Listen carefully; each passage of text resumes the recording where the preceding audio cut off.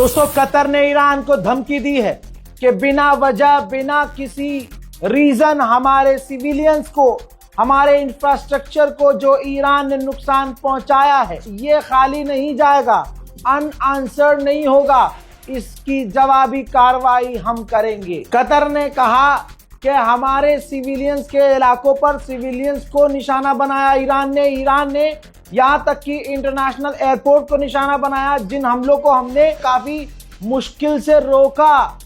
जी हां, और बदला लेने की बात कतर ने कर दी है।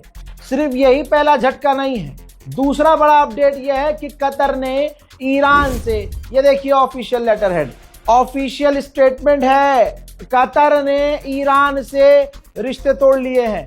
जी हाँ, सही सुन रहे हैं आप, कतर ने ईरान से सारे रिश्ते तोड़ लिए हैं। मेरे दोस्तों, ईरान ने पीट पीट के सबको एक लाइन में लगा दिया है। ये देखिए, कतर, यूएई, बहरीन, सऊदी अरब, जॉर्डन, कुवैत और अमेरिका, इन सब ने, ये देखिए, इन सब ने एक साथ ईरान के हमलों की निंदा की है। ईरान ने इतना पीटा है इन सबको कि सब एक लाइन में खड़े हो गए हैं, एक साथ बोल रहे हैं। जंग में फ्रांस भी कूदने की तैयारी में है, लेकिन फ्रांस ने एक बात सही कही। फ्रांस ने आधिकारिक तौर पर कहा कि ईरान पर हमले से पहले यूएन में चर्चा होनी चाहिए थी कि क्या करना है, तो ऐसे हालात ना होते। वहीं फ्रांस ने यह कहा कि जिस तरह से अरब के हालात हैं, हम सोच रहे हैं कि अरब को बचाने के लिए हम जमीन पर उतर आए। सऊदी अरब ने कंफर्म किया है कि प्रिंस सुल्तान मिलिट्री एयरबेस के करीब हमने ईरान की बैलिस्टिक मिसाइल को मार गिराया है। आपको यकीन नहीं होगा, ईरान के अंदर यहूदी लोग भी रहते हैं जो ईरानी यहूदी हैं।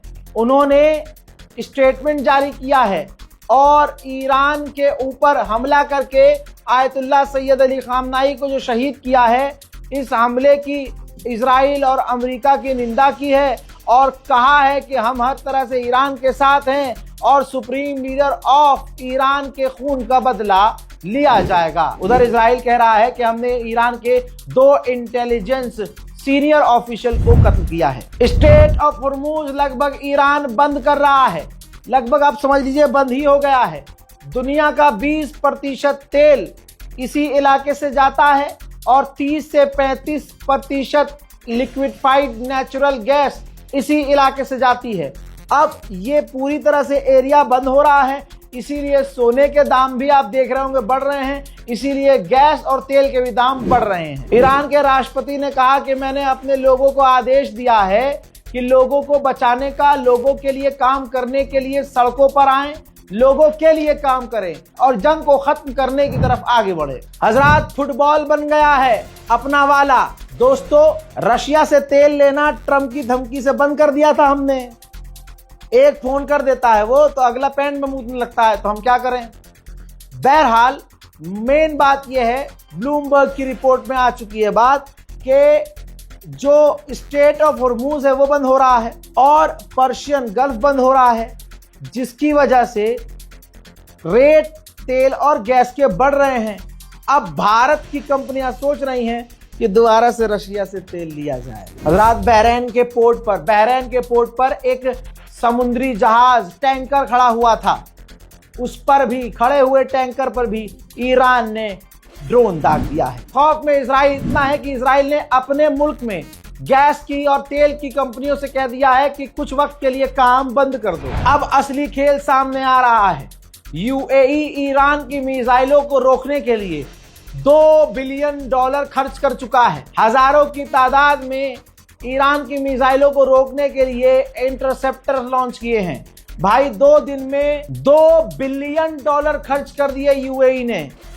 क्या फायदा हुआ? यूएई को सोचना चाहिए कि अमेरिका की जिम्मेदारी थी हमें बचाना, अपना पैसा खर्च करके अपने आप को भी यूएई बचा नहीं पा रहा है। वहीं ईरान ने किया है कंफर्म कि हमारे न्यूक्लियर फैसिलिटी, नातंज के न्यूक्लियर फैसिलिटी पर इजराइल ने हमला कर दिया। ईरान ने सफाई दी है कि हम किसी भी तेल की कंपनी या तेल की फैक्ट्री, रिफाइनरी पर हमला नहीं करेंगे। हमारा ऐसा कोई इरादा नहीं है कि किसी देश के हम इंटरेस्ट को नुकसान पहुंचाएं। लेकिन हम उन तमाम जगहों को निशाना बनाएंगे जिसमें अमेरिका इजराइल का फायदा और इंटरेस्ट होगा। जहां अमेरिका और इजराइल होंगे हम वहां हमला करेंगे। अमेरिका का जो बेस है बहरीन में, उसकी सैटेलाइट इमेज देख लीजिए, बिफोर और आफ्टर देख लीजिए। ईरान के हमले से पहले कैसा था और ये देखिए ईरान के हमले के बाद पूरा अमेरिका का मिलिट्री बेस कोयला हो चुका है जलकर। इजराइल की तो सांस इतनी अटकी हुई है कि इजराइल ने अपना इंटरनेशनल बेन गुरियन एयरपोर्ट अगले फ्राइडे तक के लिए परमानेंट बंद कर दिया है। ईरान तो रुक ही नहीं रहा है।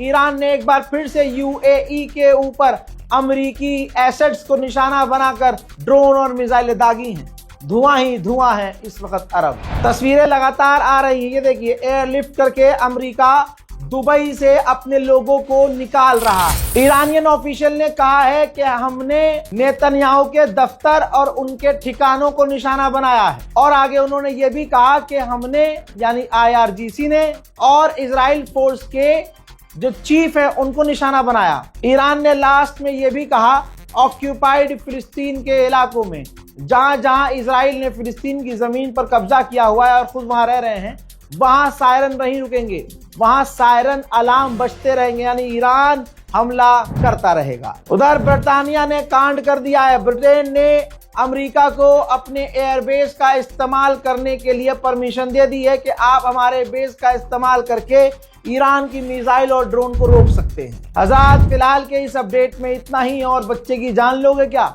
चैनल को सब्सक्राइब कीजिए, वीडियो को शेयर कीजिए और इंतजार कीजिए मेरे अगले अपडेट का। तब तक के लिए वस्सलाम।